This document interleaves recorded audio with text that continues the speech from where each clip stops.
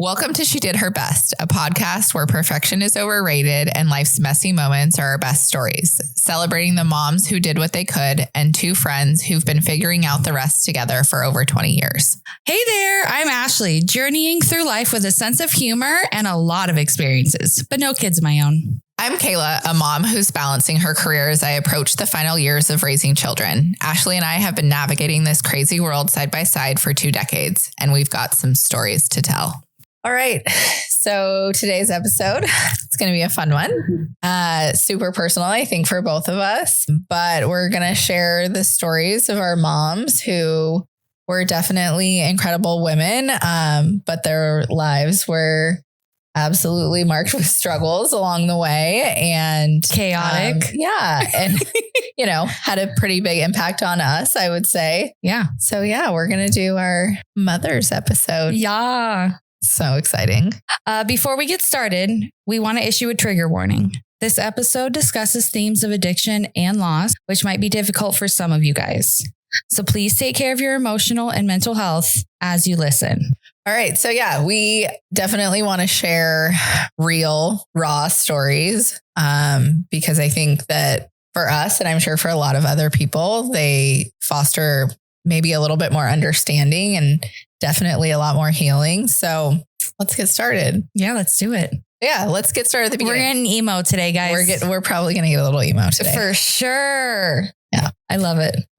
Can you share a little bit about your mom's early life? Yeah. So my mom was one of those. She was beautiful and she had like this like stick straight body, no butt, no boobs, no hips, but like she worked it. Good for her. Yeah. This has never been discussed within the family because I'm in one of those families that we just don't talk about it. Yeah. So they just pretend that that's fine. But I believe my mother had an eating disorder in high school or before high school.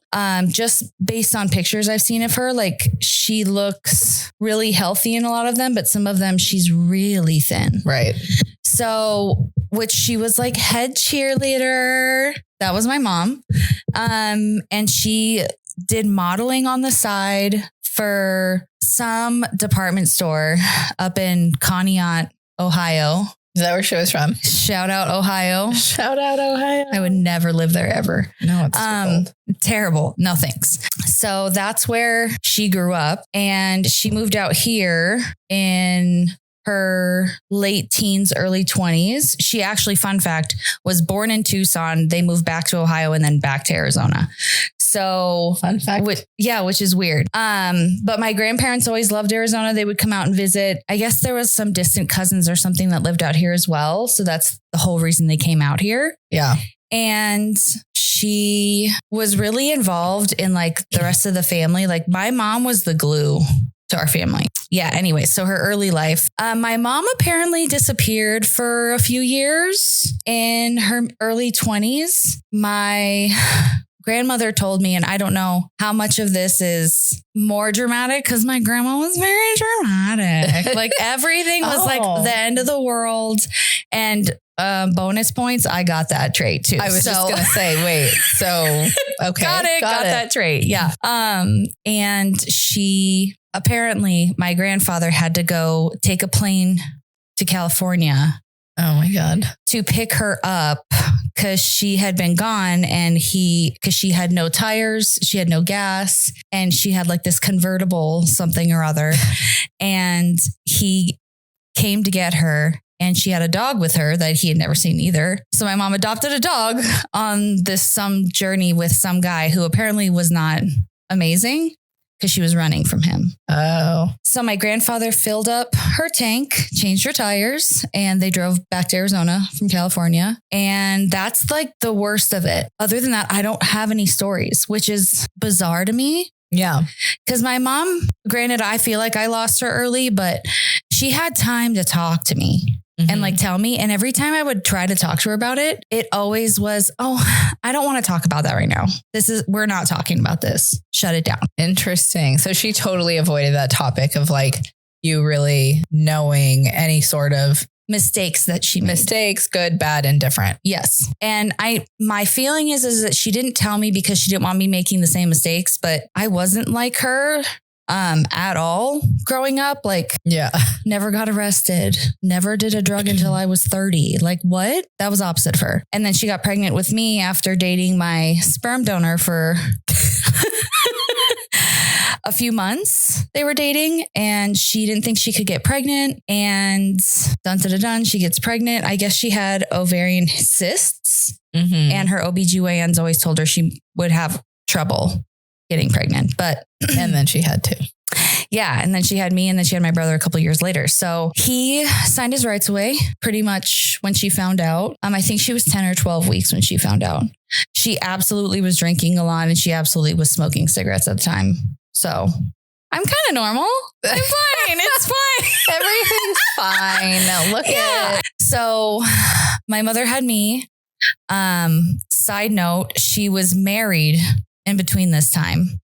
She got married when she was 19, and it was to my brother's dad, my brother's dad. And they were only married a couple years. I don't know what happened. I think somebody cheated on somebody else, but again, this is a story I don't know. And I don't know if my dad would tell me. Yeah. My brother's dad. I don't know if he'd tell me. So who knows? But he got married in between that time as well. And then when she got pregnant with me, my sperm donor signing his life away, apparently they got back in touch at some point. And then turns up he's there when I'm born, signs my birth certificate. That's whose last name I had until I was married.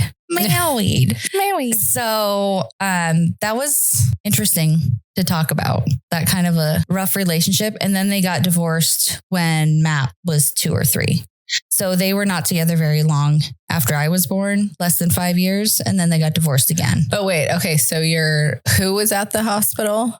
My brother's dad. Okay. Yeah. He was. But your sperm donor dad. Yes. I didn't know about him until I was 16 years old. You thought I thought my brother's dad was my dad the whole time. How was that? Besides world shattering, there's really not another word for it. Like you grow up, everybody's lying to you, and everybody in the family knew. My 2 stepsisters knew as well. And they were younger than I was, and shattered my entire world. And the way I found out was absolutely terrible as well. Long story short, there were rude comments made, and my brother had to end up asking my mom, "What do you mean by Ashley's not my real sister? She's only my half sister." And my mother's like, "Great." Come to find out, they sit me down and talk to me, and I lose it. I remember, I think I actually blacked out from the anger I felt for a moment. And I didn't actually talk to anybody for 2 weeks. Wow. Not any one of my parents. I only talked to my brother for 2 weeks because I was so upset about it. And then I met him, and wait. Let me back up. Oh, please do. Who was saying the rude comments? Your stepsisters? My stepmother. Oh, your stepmom. She said something along the lines of, "Oh yeah, Ashley's not your real sister. She's only your half sister." And my brother was 13 at the time. Because you would go and stay at his house. Yeah, that was the custody agreement. Got divorced because he was essentially. Yeah. So because the other one signed his rights away. Correct. And he paid child support for me too. Yeah. Stand up. Yeah. Stand up guy. And that was really bad. That was really bad. I stopped seeing him after that too. I stopped going to his house after that. And this is the one you no longer speak to this day, correct? No, it's my sperm donor I don't speak to. Oh, okay. Yeah. Okay. No, I still talk to Mark. Okay. I don't see him because he lives in Florida, and he lives in outside Tallahassee. So he's way far north. So there's a little bit of bad blood there, but I've let it go through the years because my stepmother, I know she didn't like us. I know she made it very clear. Are they still married? Yes. She made it very clear she didn't like us and that we stressed her out, and she never felt real. None of it. I feel like I played a game with her for so many years of playing nice so I could be around my dad, but it became unworth it as my adulthood happened. Yeah. So I just stopped seeing everybody. And I stopped talking to my biological dad because we couldn't have a conversation without talking about politics, and him and I do not agree. on 75% of politics. Yeah. And it was really hard to be around him. Like I always felt like I had to be on eggshells around him. Yeah. And I was trying to do some healing because it all happened around the COVID time. And I was so stressed out from work at that time that it was terrible. But which my mom like helped me move forward with that before COVID happened because she died in 2018. So that was rough. I'm sorry, 2019, because it was right before COVID happened. Yeah. And my husband at that time, we were engaged, but he was unemployed. Yeah.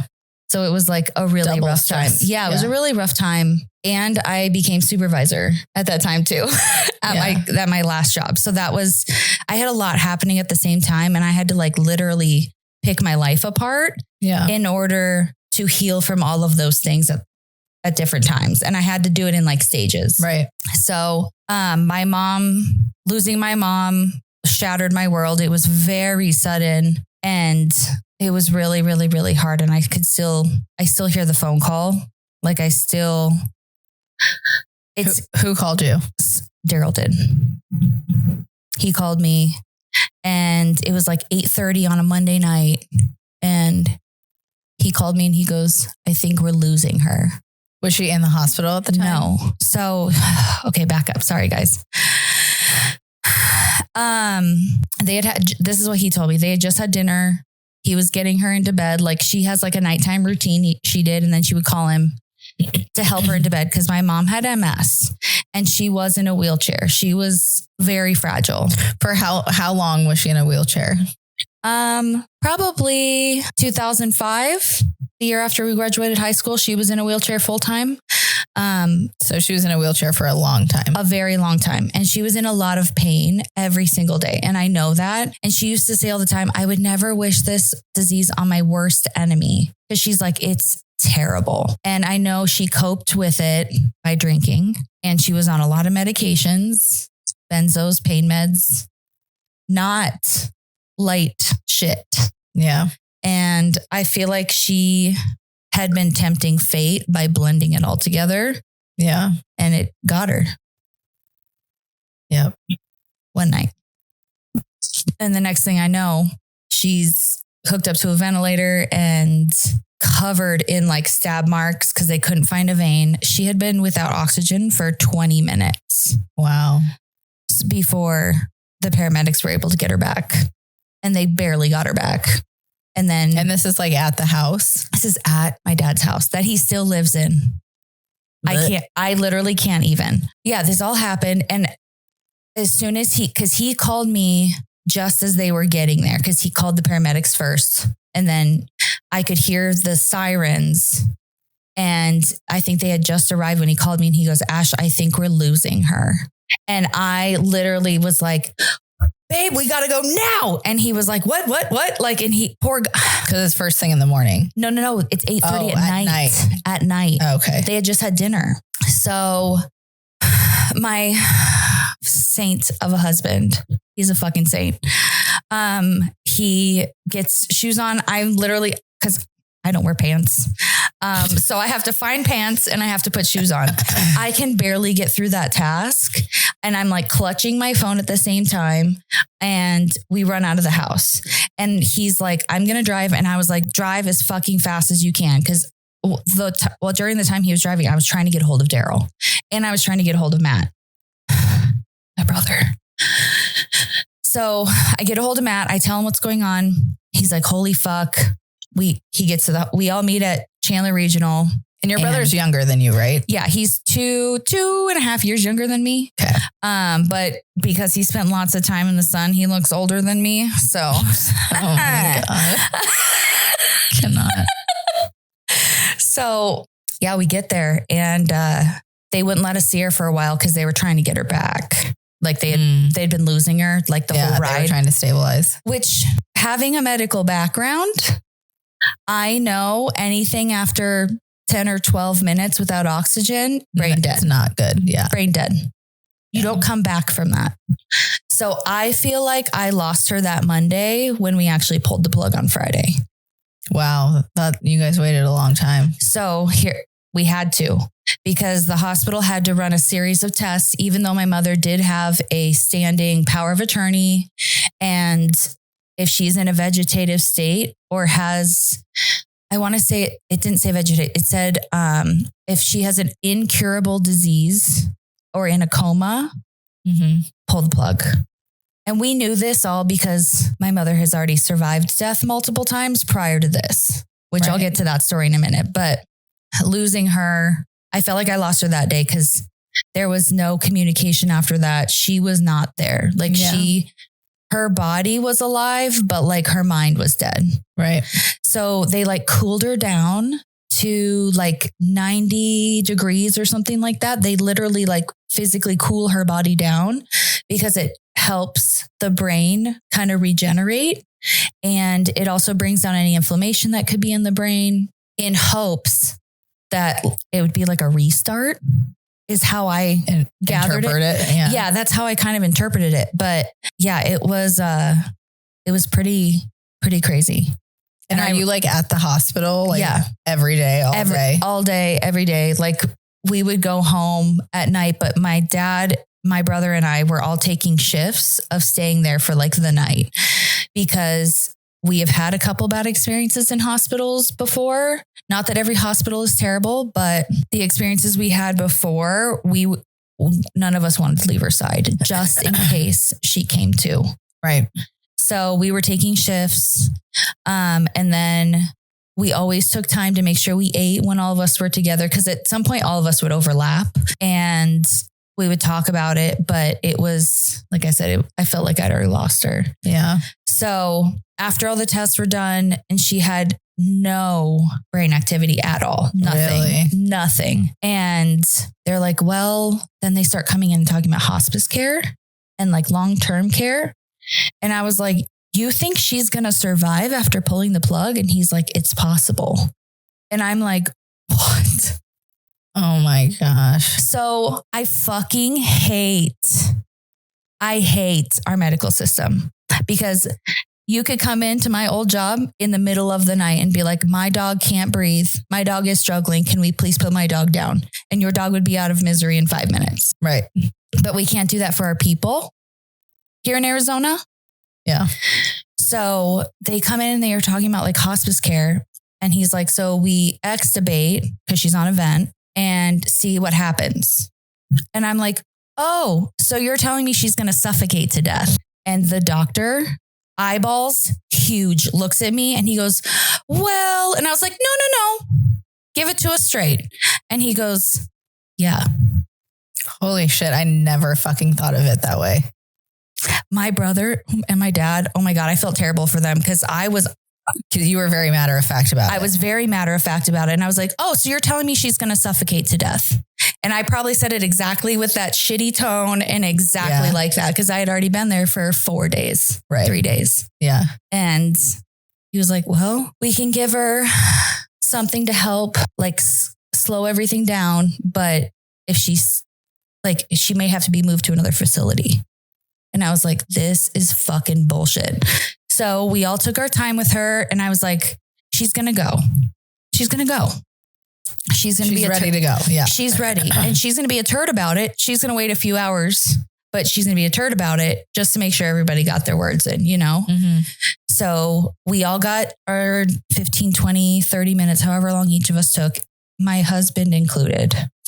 Took his own personal time with my mother before she died. Before we pulled the plug, and that meant more to me than anything else. It meant more to me than anything else he had done up to that point in my life. Yeah. And that at that moment is when I was like, this motherfucker, I'm tying him down. I'm tying him down. Marry me, bitch. Like, this is happening. Yeah. Because that moment when he was like, can I have some words with her? I was like, are you kidding me right now, bro? Kill me. Yeah. Romeo and Juliet will die together. Like, ride or die forever. So, and of course he comes out and he's crying. And I tell her, I'm like holding her hand and I tell her it's okay to go and I don't want her to suffer anymore. But I was like, but you have to promise me you don't come visit me as a ghost. I cross my heart, hope to die, stick a fucking needle in each one of my eyes, bro. Like I was like, please, mom, don't scare me. Like, don't come back as a ghost, please. Like, I'll die. Oh, so shit. why the fuck don't we have Kleenex, bro? Where's the Kleenex? It's a great question. So, I was like, please just don't come back and scare me. I was like, but please visit me in my dreams. Yeah. If you can. Because that's probably a harder plane to get to. Because like everything comes through on this plane. Everything. Oh my God. We got demons. I feel like it's easier. We got dreams. Sasquatch. Yeah. Like this is just an easier plane to get to. I feel like dreams are a harder plane. No, like I feel like dreams are easier. You do? Yeah. Oh, man. I don't know. Or else maybe my mom's just too busy up there. Because I've only got 2 visits from her since she's passed. But that was really hard because like I can still smell her. Yeah. You know, like I have like a couple of her jackets and I can still smell her. And like my mom's BO smelled amazing. So but like she never sweat. So like she never smelled. And like, I don't know, man, that's the hardest thing for me is like, I get little whiffs of her every once in a while and it makes me kind of want to die. But then at the same time, I'm like, okay, thanks for reminding me you're here. Yeah. That's what I think of it as. Yeah. You just like reframe it. Yeah. So. Well, and I think it's super important to like still honor that, like, and honor them and honor that, have that space for them. And, you know, it's like healing is not a timed thing. Oh, it's a roller coaster. Yeah. That goes round and round and round. And sometimes it's like really stop. Yeah. And sometimes it's like so cool. You just have to like take it for what it is and grow and learn from it. Yeah. Like I feel like I say this to people when they ask me like, how was it losing your mother? And I was like, well, besides earth shattering again, it was the hardest thing I've ever been through by far, the healing from this. And the fact that I didn't answer the phone that day she called. So I have a lot of guilt about that, which I have worked through in therapy, thankfully. But she called me that day. The very same day. She called me a couple hours earlier and I ignored it because I was hanging out with Chris and we were watching something funny or something stupid. Yeah. So it took a while to get through that. The guilt with that was rough. When you like, after you graduated high school, how close were you and your mom after that? Like what did that relationship look like? Oh man, my mom, cause I moved out right away cause I am an independent woman and I do what I want. And I was ready to get out of that goddamn house the second I graduated high school. Yeah. So I moved in with Stephanie and Amanda. They were 2 girls that went to high school at Desert Vista. Okay. And I met Stephanie through Taylor. Okay. So, and I just love these girls. So we all lived in a house in Tempe. And I would still talk to my mom I think I talked to her every day for the first year or so, but she lost it when I moved out. She was so upset. Why would you leave me? You're my first baby. And oh my God. I was like, Ma, this is why I'm leaving. Yeah. I need some space. Thank you for reminding me. Yeah. Thank you. Thank you. But like, it's so weird how codependent I was. Not in a bad way though. Like I just needed to hear how her day was going and how mine was going in order to kind of open up that communication for more than living together. Right. I guess but we've always been really close. And that was the other part too, is I would take her to go get her nails done or take her shopping or whatever she wanted to do. Cause Daryl also needed a break. Yeah. Cause taking care of her was a lot. It was a lot. Like he also owns his own company that he's been running and having to take care of my mom on top of that, make sure she got her meds and, you know, all those things that go along with being a caretaker. Right. And she was limited on things. Like she couldn't fly. Because she couldn't sit down long enough to get to be in an airplane. So like, when my dad gets on a plane for the first time last year, since before 9/11, for those of you who are alive for that. Yeah. Like it's crazy stuff like Bizarre. that. Yeah. I can't imagine how that was. Yeah. And how his life was put on pause. Was formed around whatever she needed. Yeah. Because literally he gave her whatever she wanted. I don't think I told him. He never said no. And if he did say no, it was a joke. Or if my mom really wanted it, he'd be like, okay. But yeah, we were really close. But I feel like I wasn't a grown up until my mom died. Really? I honestly feel that way. Even though I moved out at 18 and I never moved back home for more than a couple months one time, I felt like I literally, like my life raft was eaten by a shark from underneath me. And I'm in the middle of the ocean hoping the shark doesn't eat me. So was it because you just always felt like you had a safety net with her being there, or but for what? Like emotionally? Financially, like what? Emotionally, she was always so worried about me. Yeah. Financially. But anytime I needed anything, she'd be like, do you have gas in your car? And do you have groceries? Like every time I talk to her, do you have these things? And I'm like, actually I do. We're good. Or if I'm like, Mom, I really want to do this thing on Friday. It's going to cost me $50. And she'd be like, okay, come over. And she'd be like, come get my debit card. And then I'd go to Fry's down the street, get groceries. And then I'd bring her back her debit card. So like, yeah, she was always there. Anytime I needed her, she was there. Yeah. She was very, very attentive. And she was literally everything a mother should be, minus her own demons. Like I never felt unloved. Every time I saw her, I got a hug and a kiss. Half the time she'd sit there and hold my hand, like just sitting next to her. Mm-hmm. And she had these like little tiny bony fingers because she was like 112 pounds soaking wet. They were always fucking freezing. She always had these freezing icicle fingers. And but then she would like want to hold my hand. And literally we'd just be sitting here watching TV and she'd hold my hand.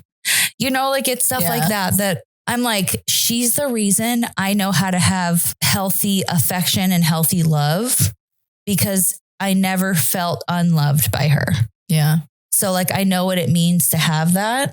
Yeah. So I'm really, really, really, really, really grateful. Yeah. And I absolutely sought that in my partner. Yeah. Like I absolutely needed affection. Everybody I ever dated before my husband, I felt like I had to ask them for affection. Mm-hmm. Like tickle my back or hold my hand, like stuff like that. Yeah. No, my husband just does it. Like we fell asleep holding hands last night. I love him. Like, are you kidding me? Like holding hands like we're otters. My husband would never. I know. Cause you guys you guys are not cuddlers, but we are. And I needed that. Yeah. That's exactly. And it's because of her. Yeah. And she'd be like, give me a hug a bug. That was her thing. A hug a bug. And then she would like scratch your back when she gave really good hugs for being a skeleton. Like she was so tiny, but oh man. Yeah. She would like rub your back and scratch you with her nails. Yeah. She was the best. Crazy. But demons. What do you mean? Okay. So yeah, like let's get into that. Like what do you mean by that? So let's start with addiction demons. I mean, I know she always was she was always down to party. Mm-hmm. Like she was always like, let's go get drinks and let's go get tacos and drinks. That was my mom. She was always ready for happy hour. Even in her wheelchair. She was always ready. Yeah, she was, girl, why do you think I would, like, we used to go to Postino on her birthday. Really? So that she could have a glass of wine and we'd have La Bruschetta board. Yeah, that was like her favorite place. But demons. When she got diagnosed with MS in 1990, so I was 4, perspective, she immediately got put on antidepressants. And I always wondered why that was the case. And it was because she had been diagnosed with something terminal that was not curable. Psychology wise, I guess that's what they do. Yeah. I don't know if they do that anymore, but that's what they did with her. And she was having tingling and numbness in her legs and her fingers and stuff, which is how she ended up getting diagnosed, which it took them like 2 years to diagnose her. So again, I fucking hate the medical system. all they would have needed to do was just an MRI for brainstem, and it would have been, hi, I'm right here in this MS. Like, anyways, so they put her through 2 years of torture, and then even more years of torture because MS was still so new that, I mean, she was doing injections. She was on supplements, like handfuls of pills and supplements and things to try. And like, they're always trying all these different things with her. She was on long-term steroids for like prednisone steroids for a long time. Wow. And ended up fucking up her teeth. Another story for later. But yeah, so it was crazy stuff like that. But she always was willing to try, and which we appreciated, but also we understood that it was too much. Yeah. It was too much. Like, you can only go through so much as a person. So MS. And so she would drink all the time She would add alcohol to her meds. Wow. And she wasn't nice when she got really drunk. She was really mean.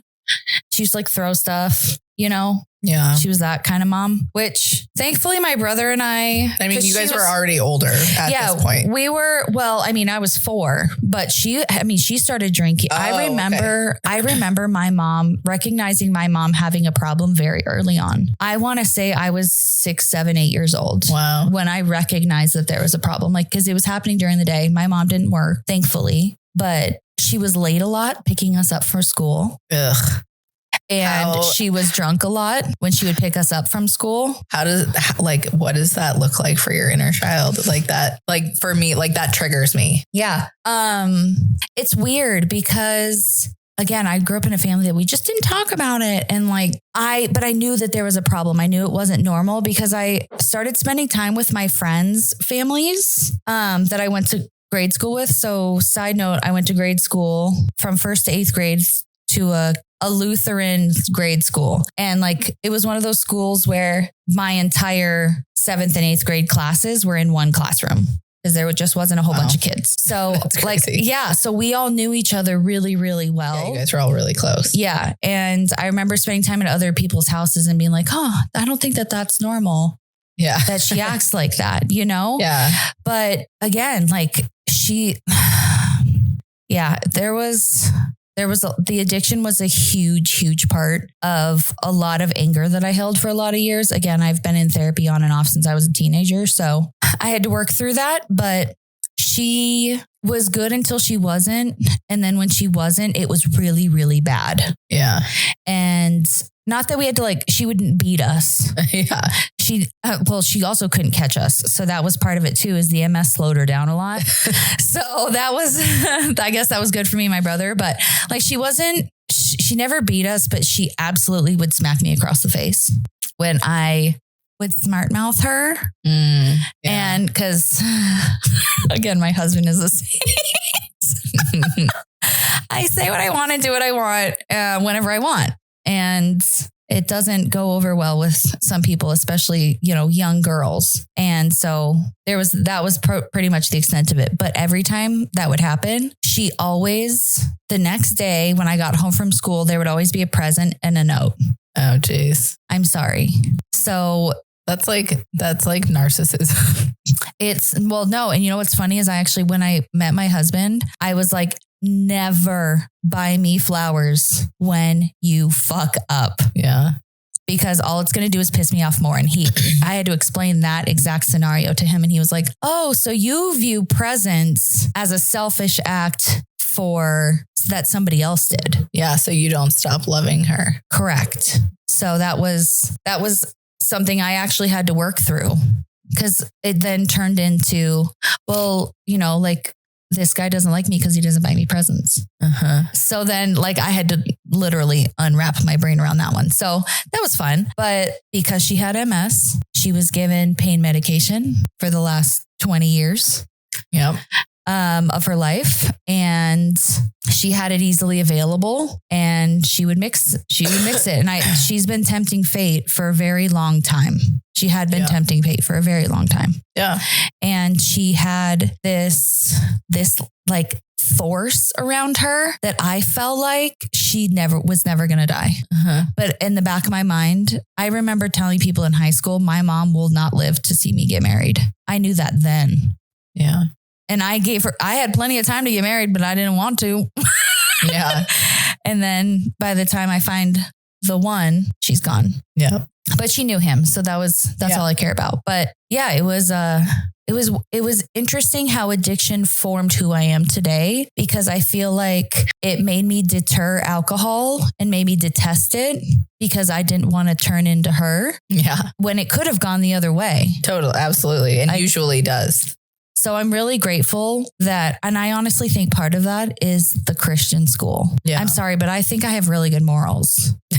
And I think I think you can have morals and have freedom. Like I totally believe that is achievable in life. And I feel like some people don't believe that, but I mean, I've never been arrested. So that's a really low bar, actually. Right. But I mean, I've never done anything to get to that point. You know what I mean? Why would I want to rob a bank? Hell no. Because I know I'm going to get caught and shot. Yeah. I'm too loud. Yeah. Way too loud. I pretty much announce my entrance everywhere I go. At some point I'm laughing and everybody knows where I am. The addiction part of it was rough.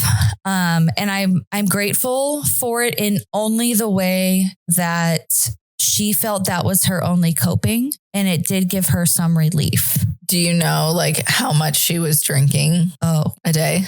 She was hiding it. Yeah. Well, I'm sure. It was hidden everywhere. Yeah. I can't even imagine. I mean, all I know is her breath always smelled like alcohol, and her dealer's choice was vodka. Yeah. And so how old was she when she passed away? 58. She would have been 59 3 months later. Too young, but the relief that I have knowing that she's passed is knowing that she's out of pain. Yeah. And the 2 times that she's visited me in my dreams, the first time was within 48 hours of her passing. And I remember I was face to face talking to somebody, and she came behind them and was smiling, laughing, and walking. Huh. And I remember seeing her and being like, Mom. And she just kept waving and walking. Yeah. The other way. So I'm out of here. Yeah. She's like, bitch, I got places to go. And my grandfather, her father passed away, and she lost a brother before she died. So I'm sure she was waiting to get to them. Then the second time it was pretty much the same thing. She never actually stops to talk to me. Yeah. She's too busy for me. This hoe up in heaven, too busy to talk to her kid. But time may be different, So, I still cry. Yeah. Randomly.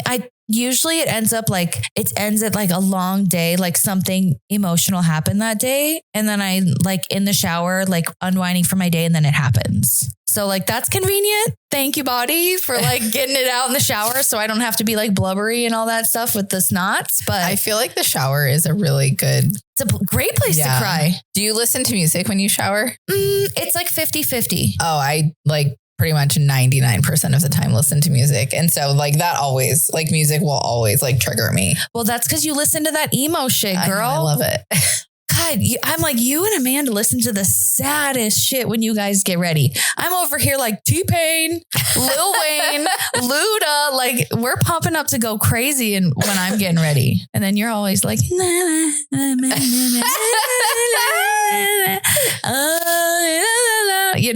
I'm over here I cannot. Yeah, it definitely doesn't get easier. So I think it becomes more manageable. Yeah, I agree. It manageable is the right word. Yeah, you learn how to manage it better. Yeah. And not that you can pick or choose when something happens, but you can avoid situations. I can't watch, oh my gosh, now I can't, Steel Magnolias, because my mom kind of looked like Julia Roberts. Yeah. It was the nose, the eyes, and the lips. Yeah. So she kind of my mom had this Julia Roberts vibe, and she's on a vent in that. Oh, geez. The first time after, my husband turned it on. First off. Dick. Yeah. I cannot. And then he's like, babe, I forgot there's this part of the movie. And I was like, shit. And thankfully he turned it off. Yeah. But I couldn't watch that. Yeah. And I can't watch, what's the one when it's the 2 old people and it has Ryan Gosling in it, and not Ryan Gosling. Ken. Ryan, not Ryan. I don't know. I'm so bad at this. Eva Mendes is his baby mama and wifey. In this movie? No. Oh, in real life. Oh my God. I'm just Ken. Ryan, is that Ryan Gosling? I think Ryan Gosling plays Ken. But anyways, there's that movie when... What is that movie? Wait, hang on. The Notebook. That's the movie. I can't watch that because like the two old people die together. Yeah. Like literally that's what I hope for me and my husband. Because I don't... Oh, same for sure. Yeah. Yeah. I don't want to do it. And also I'm dying before you. Me? No, like me. Oh. Like I want to die before Dan. Yeah. But it probably won't happen. I know. I mean, statistically. Exactly. You and I are going to be taking care of each other in a house. God, what a mess. Eliana can come visit us. Yeah. Change our diapers. Imagine. She'd be like, ew, now. Okay. So now it's your turn. The tables have turned. I want to hear. So side note, there's a lot of this I probably haven't heard. Oh yeah. And there's a lot. What was her upbringing like, or do you know? Yeah. So my mom and her family were very open, like too open sometimes. And we knew, I mean, my mom would tell me about everything about her childhood, right? Good, bad, and different, and mostly all the bad stuff. But she had 6 brothers and sisters. She was one of 6. Yeah. And her parents divorced when she was pretty young, I think. And the kids split up as well. And there was a lot of trauma like in their house, with my grandma's new husband. What kind of trauma? So my mom and her sisters were molested for a majority of their childhood, and their mom didn't believe them either. So there was also that. So my mom from a really, really young age. I haven't met her, right? Oh, my mom. No, your mom's mom. No. Okay. She was at my wedding. Oh, so maybe I met her. Yeah. Okay. She was at my wedding. Okay. So, from a really young age, like I think like 12, 13, maybe 14, but I think around 12 or 13, she started drinking at that age. And she'd already been through a lot. Yeah. And she was fucking wild. So that's where you get it from. Yeah, no, she was fucking wild. Like she was bad. Oh, but like she grew up with a lot of trauma and nobody helped. And right? nobody believed her. Can you imagine? Her. Yeah. Can you fucking imagine like your own mom? Oh my God. Like I can't even imagine that trauma alone. Yeah. Would have been terrible. Awful. So, she had a lot of that. So I think when she was like a teenager, she ended up going to go live with her dad, my grandpa, and his new wife, who she had 3 other kids from a prior marriage. And so they lived together.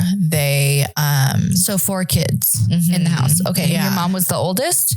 No. Oh, okay. My mom was the second oldest, maybe. I can't remember like where the ages are, but definitely not the oldest. And so she went and lived with them in Okinawa, Japan, for a while. And because my grandpa was stationed there. And from there, she actually got like a serious boyfriend. She was on radio for a while. Yeah. Super interesting. I don't know the whole story, but essentially like she got kicked out of Japan. Like they kicked her out of the country, like legit. How was she able to join the military? I don't know. The military would pretty much take anybody because this was when? The 70s? Yeah. Okay. Yeah. So she gets kicked out of Japan. She's like so sad because she has this boyfriend there and she had to leave him and all these things. But I think like when she came to Okinawa, she was also super sad about leaving another boyfriend, and who that boyfriend that the first one that she left in the States, he essentially was like our uncle growing up. Like so weird, so crazy. And it's still like my grandma, my mom's stepmom still like is in contact with them and like sees them. That's the one I know. Yeah. Okay. Yeah. Okay. Anyways, so I remember my aunt telling me stories. My mom's stepsister telling me stories about her like being in her room with the door closed in Okinawa, singing, like belting out that song Landslides, the Fleetwood Mac song. Yeah. My mom used to belt it in her room. She did love herself some Fleetwood. Belt it in her room. So every time I hear that song, I totally think of her. Not necessarily makes me sad, but like I definitely think of her. Yeah, she crosses your mind. Yeah. Her memory is there. Yeah. Exactly. I get that. That's what What's going on? 4 Non-Blondes. That was my mom. Oh my Every time I hear that song, that is, I remember her like scream singing it in the car. Oh yeah. What was those songs that we were scream singing on our way to Palm Springs? Oh my God.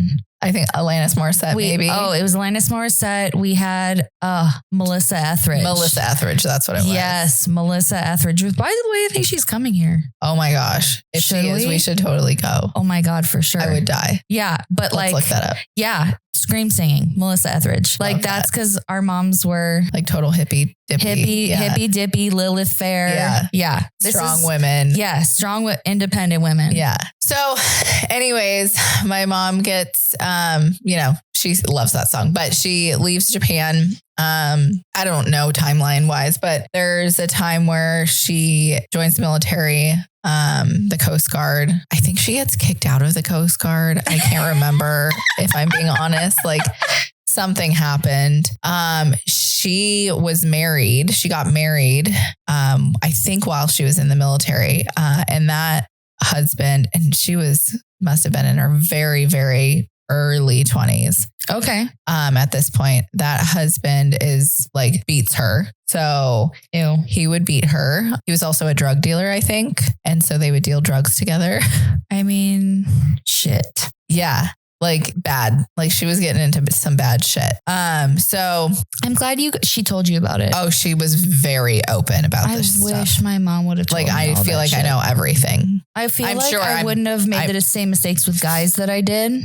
And like boyfriends that I did, if my mom would have told me horror stories about what she went through. Interesting. Not that I made terrible mistakes, but I did move all the way across the country for somebody without being engaged to them. Yeah. And it lasted for 6 more months. Yeah. So she was married to that guy. They ended up getting a divorce. In between that, she starts dating a woman and she's a lesbian. I've never told you this. Piping hot tea, girl. Yes. What? My mom lived a crazy life. I mean, she was crazy. It wouldn't put past me that my mom would have done like a threesome with a girl. Because she was, again, very affectionate. Yeah. So yeah. I love this. Hell yeah. Yeah. So her name was Pam. I remember my mom telling me this, Pam. And I don't know if they got married. I think they may have gotten married. No, they couldn't have then. It wasn't legal. 80s. Yeah. No. Oh, it depends on what. I don't even think it was legal then. No, it wasn't. That's right. That's California right. Okay. They didn't get married. Yeah. Yeah, you're right. I forgot. So yeah, she dated her and then I don't know what happened. And then, my mom worked in the restaurant and hotel industry for a majority of her life. And I mean, this whole time she's using, to be clear, she's drinking, she's using drugs. Like, Do you know what her drug of choice was and her drink of choice? I know that she smoked a lot of weed, did coke, and then drank a lot. Like she drank vodka. Stoli was her brand of vodka. All right. She loves Stoli. Vodka moms. Yeah. So she, was working and then she met my dad. They met at a restaurant. He was her busboy and that's adorable. She would go and she was the waitress and she would say, Andre, I need a knife. And he would come running back and bring a fork. And she's like, no, a knife. And like, he was the fastest one. Right. So like, she didn't mind that it took him a couple tries because he was super fast and like got the job done. That's adorable. Yeah. So my dad like couldn't even really speak English when he first got here or speak to my mom. Like, isn't that crazy to think about? That's so crazy because he speaks really good English. Yeah. Now. He speaks really good English now. That is literally the cutest thing I've ever heard. Yeah. So he, slowly learned English or whatever. But yeah, they, then they started dating and they got married in Do you know 86. How long they dated? Oh, not very long, I don't think. Okay. They definitely also sold drugs for sure together. Okay. Yeah, like 100%. Okay. My dad's friends, I'm like totally dissing my dad out now. Yeah. My dad's friends call him Barão in Portuguese. Because there was like a super big Brazilian community there, right? Like my dad's from Brazil. Yeah. So a super big Brazilian community in Monterey where my parents met, Monterey, California. Okay. And so people called him that, which means like the big dog, right? Like the big chef, like the big, yeah, I know. Crazy. Uh-huh. I cannot right now. I know. That's so cute. So cute. So cute. Barón. So did I say it right? Yeah. Did I fuck it up? No, it's fine. Okay. That's good. So what does that mean in Portuguese? I just told you. Oh, that whole thing is what it means? It's one word? Like the big boss. Yeah. Okay. So anyways, so then they had me in 87. Ew, gross. I'm so old. Just kidding. I cannot. They had me, they lived in an apartment, I think at the time they were working multiple jobs. My mom was still drinking a ton. And then they had my sister in 1990. And I remember my dad and I and my sister went to Brazil when my sister was 1. So it was like 91, 92, something like that. And when we got back, we were there for a few weeks, I think. When we got back, I vividly remember this experience. We were like starving, right? My sister and I or probably not my sister because she's baby, but I was starving. So I go to like get some food or something. And I vividly remember the refrigerator being empty, except like a carton of juice and a bottle of vodka in the refrigerator. Like vividly remember that. And so my dad was going to go get me some food. Yeah.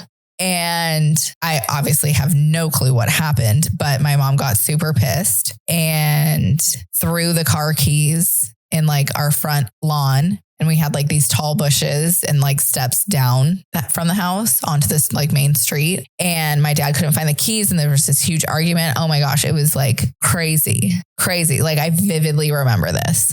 That's so crazy. And then it's amazing what little things can trigger. Yeah.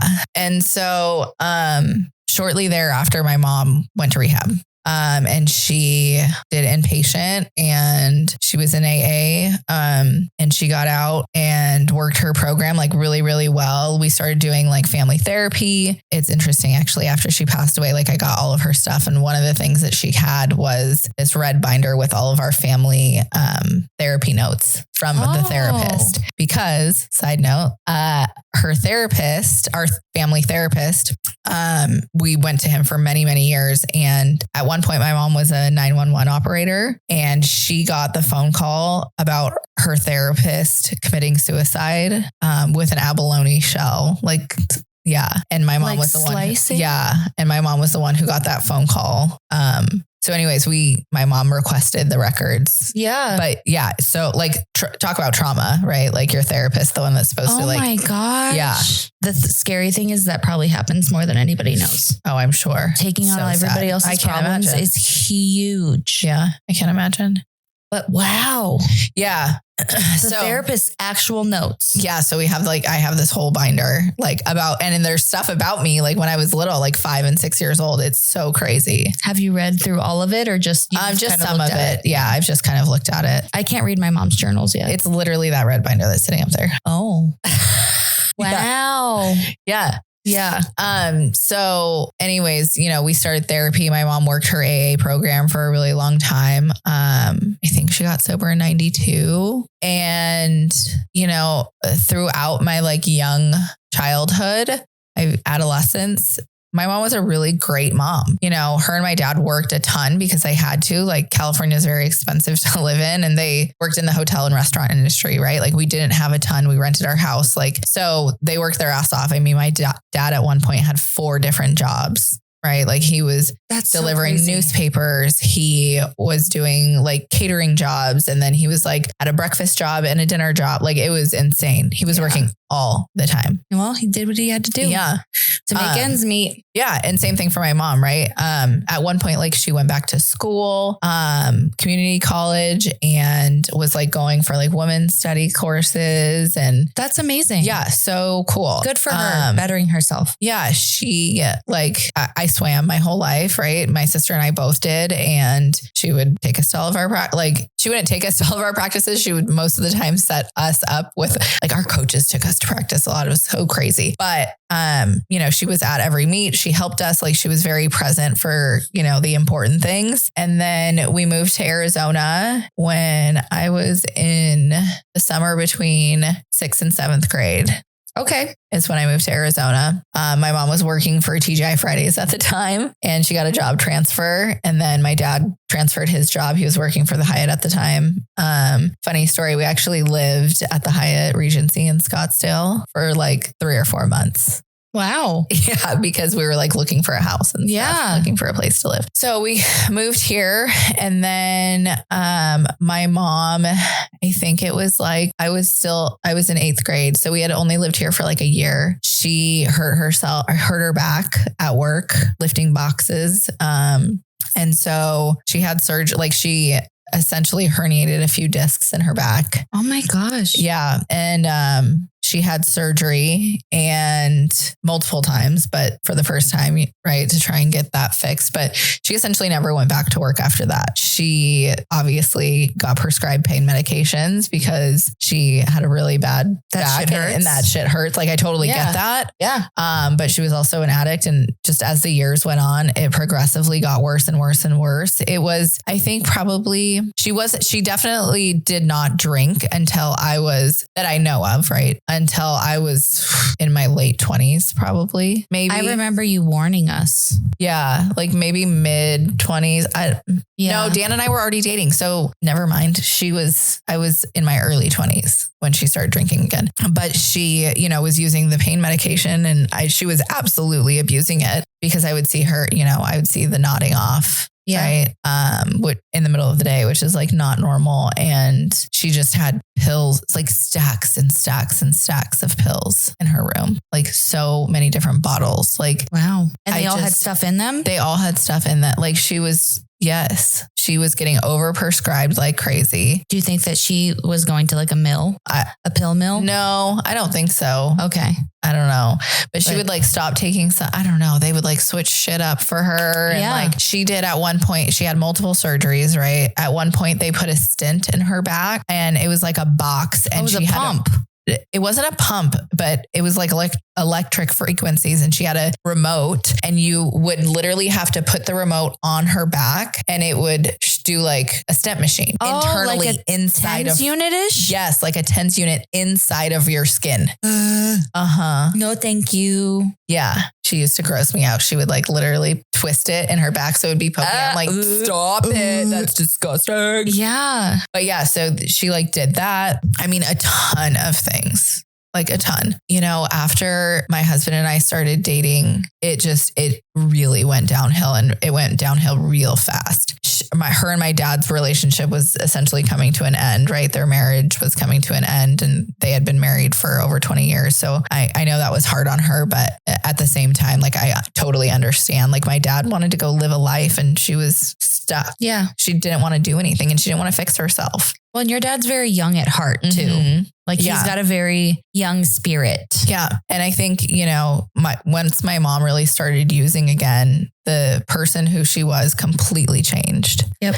She wasn't enjoyable to be around, and she was not a great mom at all whatsoever. And it was devastating, absolutely devastating, because I knew the potential of what she could be. And, parts of me that I've worked through therapy is like, I wasn't enough for her to fucking fix herself, for her to want to fix herself, and it's a strong statement, but like, that's how I feel sometimes. And it's like, come on. Like she didn't love you enough. Yeah.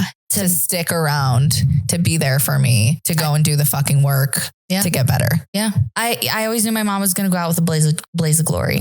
Yeah. I knew she wasn't going to go down easily. I knew she was going to go hard. Yeah. And that's... Yeah. And it's hard to watch. Yeah. Like it's really fucking hard to watch. And it's hard because, my sister lived with her for a while, and I think there was a lot of enablement there. Oh, and codependency on each other. It was, it was really hard for me to watch, like very, very hard. And so, because you knew their path was not going to end well. Yeah. Especially having like literally a ride or die with you. Yeah. And so I think, when I had Eliana and I wasn't just protecting myself now, I had to protect her too. And I think that, I distinctly remember on her first birthday, Eliana's first birthday, my mom's there and she's sitting there like nodding off. And I'm like, I don't want my child to see this and to grow up seeing this. Yeah. And so I really had to set some like real strong boundaries. And my husband already had issues with her with like how she treated me. Right. And so, I had to set some real strong boundaries, and I didn't see her for a long time. And I didn't talk to her for a long time and it's not like there was an argument, right? It was just, I set the boundary was there. She ended up, moving to California. And, even further, like one of the things she's always like, for me, she's always been super resentful of my dad, the relationship that I have with my dad. And because you guys are very close. Because we're very close. Yeah. Yes. And so I think when they went through their divorce and she was struggling with that, like she would tell me every little detail and I'm like, and like be so upset. And I just like, I'm still your kid. Like, I don't want to fucking hear this. That's not fair. That's not fair to me because I love both. Like I'm allowed to love both of you. Mm-hmm. And I think that's even harder, like as you get older, because I'm like, at this point I'm in my mid 20s and I have a family and I, have a husband and all of these things. And I'm just like, what is happening to your life? Yeah. She, blamed me a lot for her relationship with my dad, not being perfect. Right. And she would literally tell me sometimes like, oh, why don't you just go off and marry your dad? I'm like, what the fuck is wrong with you? Yeah, that's the pills talking. Yeah. That's like terrible. The jealousy because he would protect me, what I mean? And well, he is a wonderful father. Yeah. Yes. He is. Yeah. So, I think that was hard for her. And I think she was jealous of that relationship because she had a really strong relationship with her dad too. And, he died at a very young age as well. I don't know, but she also just needed to go get fucking help again, and it's okay to ask for help. And she just wasn't willing to do that anymore. So anyway, she moves to California.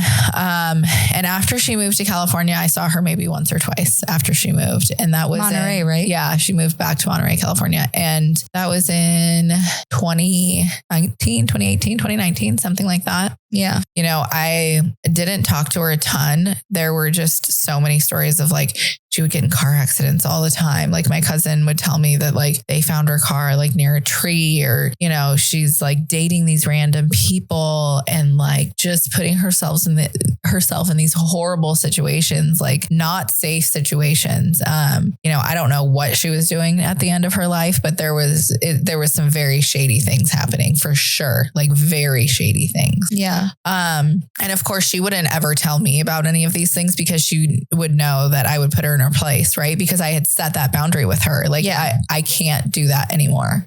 Well, you had to hold her accountable finally for her actions and she couldn't get away with it, especially if you were going to be involved and you see her. Right. Yeah. Exactly. And have her be a part of my life and my children's life. Yeah. And so she, it's not like we didn't talk. We did talk. Yeah. And we didn't argue, but we also didn't go out of our way. It wasn't the perfect relationship that I would have wanted for myself and my mom. Yeah. And so that was really hard. I think when she passed is being okay with that. I'm definitely at that place now, but like I had to set that boundary for a reason. So I wouldn't get hurt anymore. And so my family wouldn't get hurt anymore. But I also am grateful that I, did have some sort of relationship, no matter what that looked like. But man, that bitch was fucking crazy. She was crazy.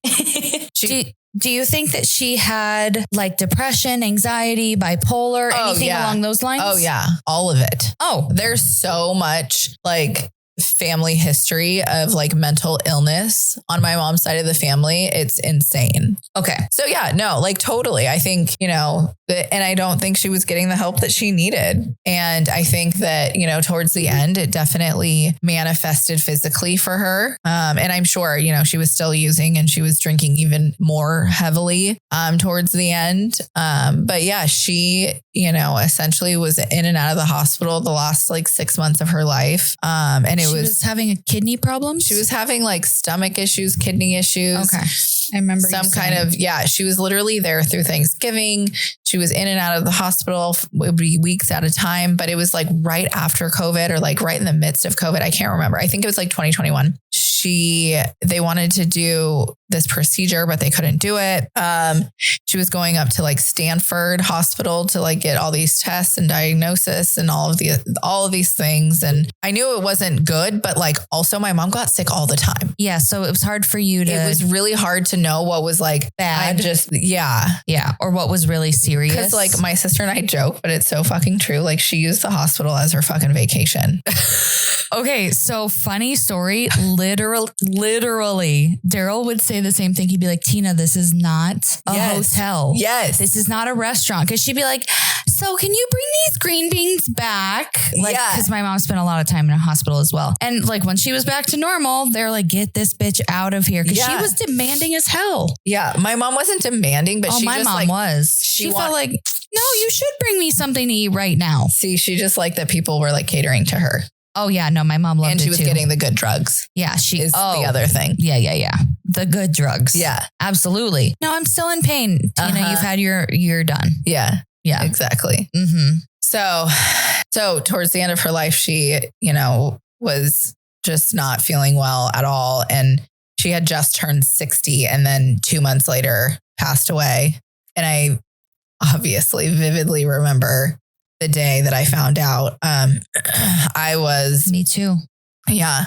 I was in my room. I had just gotten off work and I can't remember if I had a missed call from somebody or not, but anyways, I was, in my room and I did have a missed call from my grandma with a voicemail on it, but I hadn't listened to it yet. And then I get a call from my cousin and I answer the phone. And my cousin's like, hey, I'm just checking in, see how you're doing. And I go, what? Is my mom dead or something? I swear to God. I don't think you've told me this part of the story before. Because it was always like in the back of my mind, like truly, it truly was always in the back of my mind. I knew that phone call, him calling me my dad calling me at 8:30 at night. I knew it was bad. Yeah. The second I picked it up, I knew it was bad. Yeah. So she's like, yeah.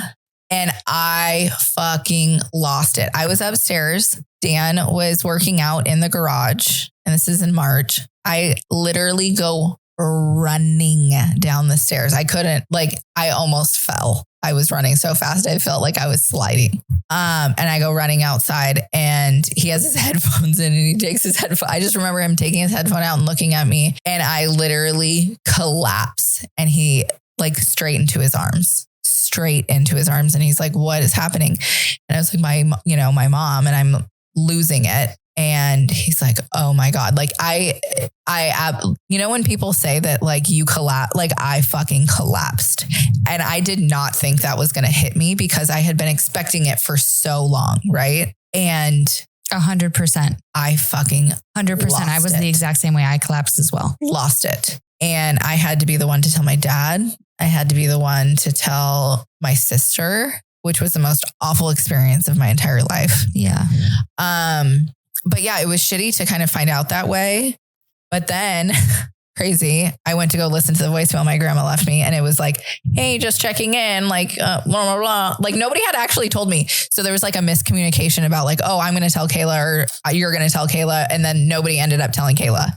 So wait, were you her next of kin though for your mom? No, it was my grandma, okay. I think, or my cousin. Okay. I think it was my cousin. So whoever, they spoke about it before they called you and then. Yeah. So what happened was, decided to tell you. So what happened was the neighbor, my mom lived by herself. So in an apartment, right? Yeah. It was like a house, like a duplex type of thing. Okay. It was right by the ocean. The most so beautiful. I drove by there when we did her celebration of life. But anyways, her neighbor was worried about her because he hadn't seen her car move in a few days. So they called to do a wellness check and then they found her and they think it had been 24 hours. I also remember because it was Eliana's birthday. Yeah. The day before and she never called. Yeah. And I remember asking you if you had heard from your mother. Yeah. I don't know if we've talked about this before, but I remember asking you and you saying, no, it's kind of fucked up, isn't it? And I was like, yeah, it is kind of fucked up. Yeah. And then come to find out. Yeah. She probably had already passed for sure. Yeah. She had already passed. Absolutely. But I remember that. Because they found her the next morning. Yeah. So, and they found her with her blood pressure cuff on. Interesting. Yeah. Yeah. And I mean, technically the coroner's report essentially says that she passed away from a bladder infection. That was not obviously being treated. Yeah. But honestly, what I think it was is she had so many of these medical issues going on. Her body was just shutting down. Everything was just shutting down. Very possible. And it just couldn't survive anymore. Yeah. Yeah. I just, it was the worst experience of my life and having to tell people and having to tell other sides of the family and stuff was so hard. My husband was fucking amazing. I couldn't have done it without him. And it like brought us so much closer. Yeah. Because I knew that he could handle it. And I knew, and he was just there for me. Like, I mean, the weeks that followed were like some of the worst weeks of my entire life. I remember taking a shower and getting out of the shower and literally collapsing, losing my towel and sitting there curled up in a ball, just bawling naked. Like the worst experience ever. Yeah, ever. I remember that too. I remember sitting at the, like, as I didn't have the strength to stand in the shower. I would literally sit at the bottom, like sit in the tub and just cry. Yeah. In the shower. It's just, it just hits you, man. And I just felt so weak and I just couldn't. Yeah. I couldn't do anything. But yeah, Dan and you had to handle everything on top of that. And I had to, yes. Yeah. I had to go out there and plan my cousin did a lot and moved a lot of her stuff out of the house. I didn't have to deal with any of that, but they like packed everything up and then I just took it all. Yeah. But yeah, I had to do it. My sister and I had to do it alone. And that was really hard. But, we definitely got through it. And luckily we have a super strong, supportive family. And, I have cousins who have been through this and been through a very similar experience. And so they, we can lean on each other. So I think, that's super important. And in some awful ways, like it brings some of us closer together. Like you and I definitely, I think our relationship like got to another peak, totally. We reached we like leveled up. Yeah. Cause you then understood, but I also, you don't get it until you get it. Yeah. You don't get it until it happens to you. Yeah. And the thing is both of us were expecting our mother's deaths for years, if not a decade or more. Yeah. And Dan will always say to me, like, your mom made you so upset and she like hurt you so much. And like, I can't, like, why he doesn't get it. Yeah. And I'm like, you won't get it until one of your, God forbid, parents pass away. Like you just don't understand. It's just like this piece of you that is now missing, that is gone forever. Yeah. I don't regret the relationship that my mom and I had towards the end of her life because it was what it was, because that's what it needed to be. Right. Yeah. Like that's all you it needed could to be, have those but boundaries. It needed to be something. Yeah. And that's the way I survived, like being okay with it all. Yeah. She was a great mom for the time period that she was. And so I try and like pick out those good moments instead of the bad ones. But yeah, there's a lot of funny stories that I think go along with it. And she did the best she could. Literally. Yeah. And side note, this is half the reason we actually called it She Did Her Best, because it was supposed to be our moms did their best in their lives and with raising us. I truly do believe my mom prepared me for a lot in life. Like I figured that out as I got older, like just little things like washing your face before you go to bed and wearing moisturizer. Oh, see, I never got any of that shit. My mom was so vain that was like stuff she was pushing on me in my 20s. Yeah. So every person I ever lived with, I was like, why don't you wash your face before you go to bed? And they're just like, what? I'm too drunk for this. And I'm like, drunk, swaying at the sink, washing my face though. Yeah.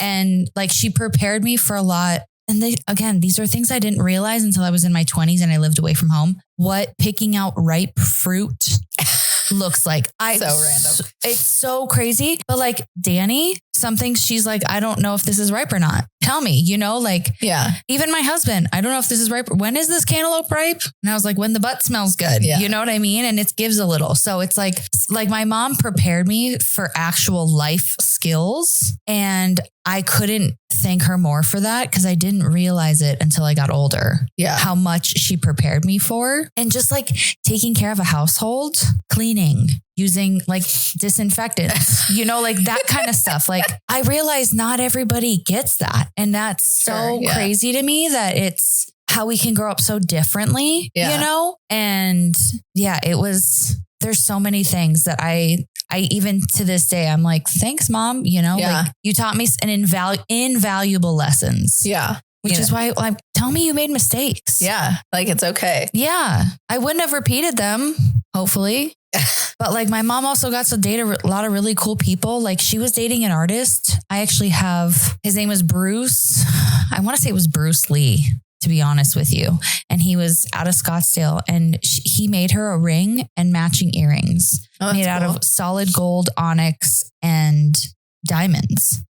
Wow. And like, I have all that stuff, like, and it's like this cool eclectic piece of jewelry, but like, I'm like, why wouldn't you tell me? But then I find out years later, after they had broken up, he had killed himself. Jesus. So she never talked about it. Right. And like, he met my grandparents. Wow. Like he would go over to my grandparents' house. Like it was crazy stuff. So, and I'm like, I wish I would have known that about her. Like, I wish I could have heard about those wild nights that she didn't know she was going to survive, or she didn't know how she got home. Yeah. Like I would have loved to have heard that stuff. Yeah. And to know that she was human instead of just mom. Yeah. You know? Yeah. See, I heard a lot of that stuff. Yeah. You know, so that's like my mom taught me the street smarts. Shit. Yeah. But, you know, at the same time, like a lot of things were very traumatic for me. And I had to grow up really fucking fast. And I mean, to this day, like my sister jokes and she thinks it's funny, but it's not funny. She's like, you're the strong one. Like you have to be, you have to have your shit together. You can't break. Yeah. Because you knew you had her relying on you too.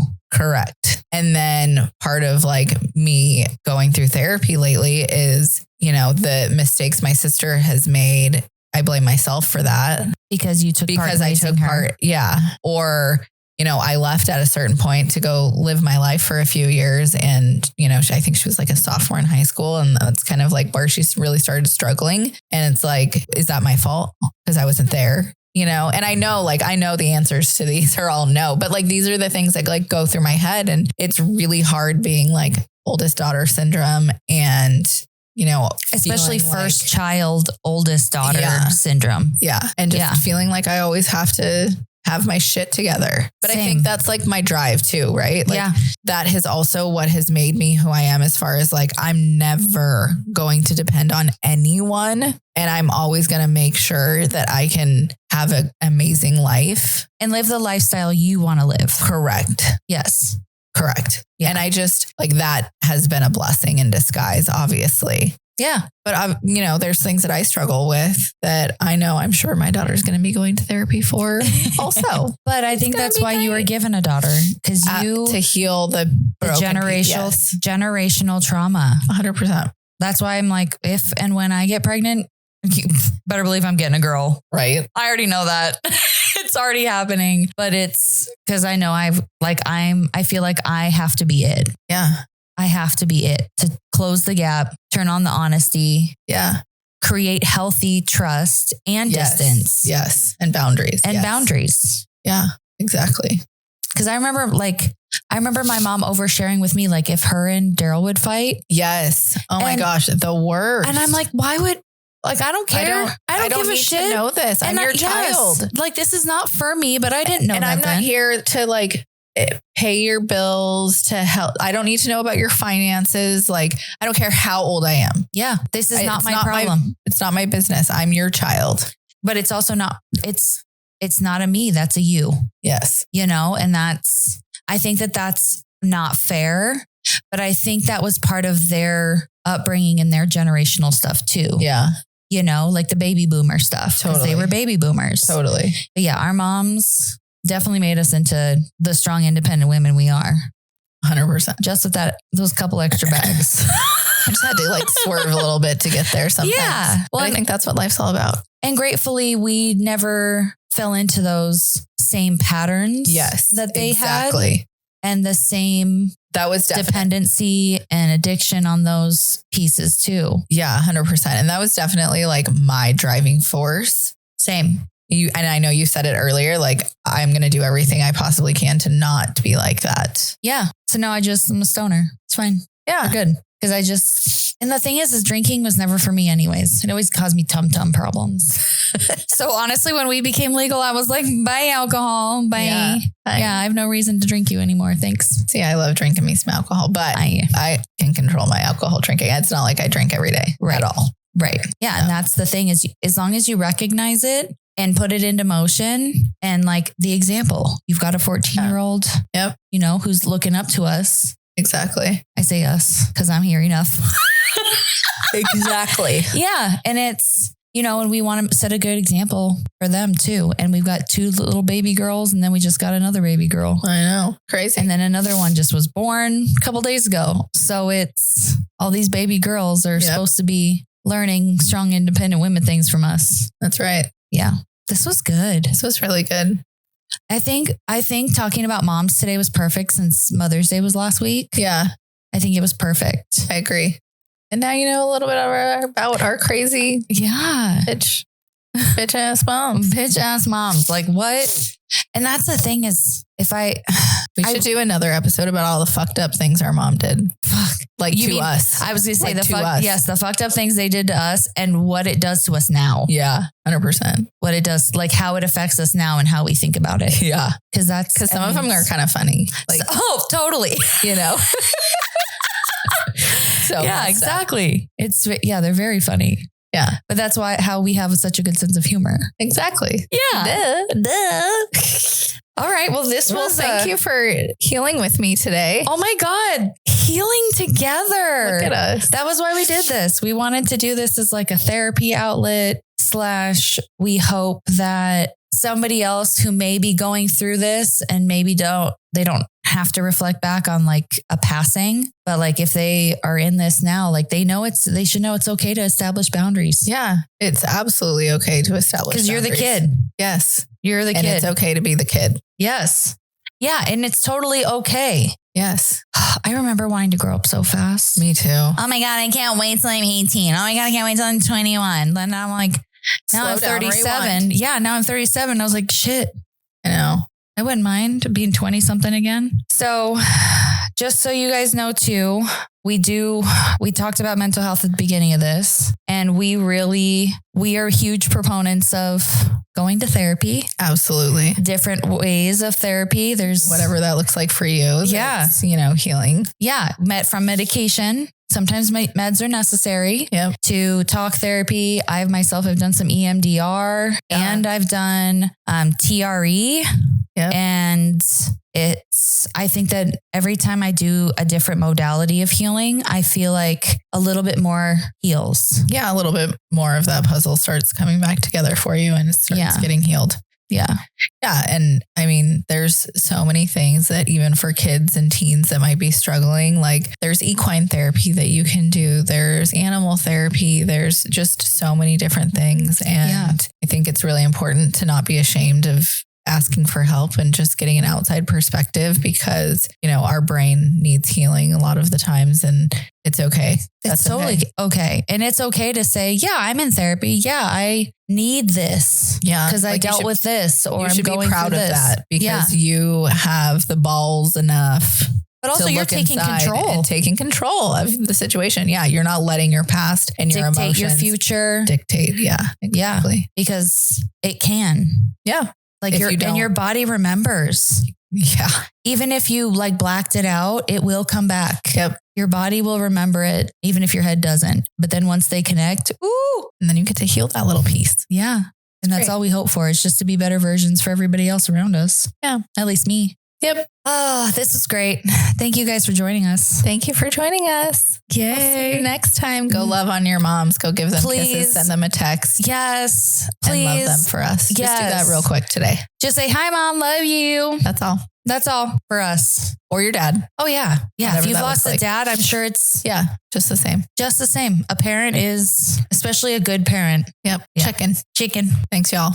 Bye. As we wrap up today's episode, we do want to remind everybody that it is okay to seek help if you're struggling. If you or someone you know is experiencing thoughts of suicide or is in emotional distress, please reach out to the National Suicide Prevention Lifeline. You can call them at 988. It's free, confidential, and available 24/7. Remember that you're not alone. There's always somebody that can talk to you.